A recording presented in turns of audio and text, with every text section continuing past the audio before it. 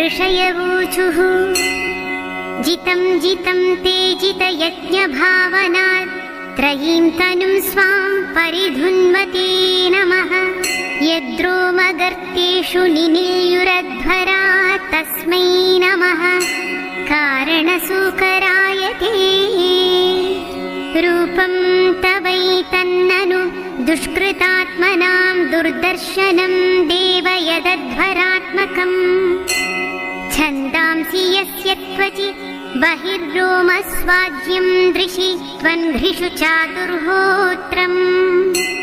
सृक्तुण्डाश्रीत्सुव ईशनासयोरिडोदरे चमसा कर्णरन्ध्रे। प्राशित्रमासी ग्रसने ग्रहास्तु ते यच्चर्वणं ते भगवन्नग्निहो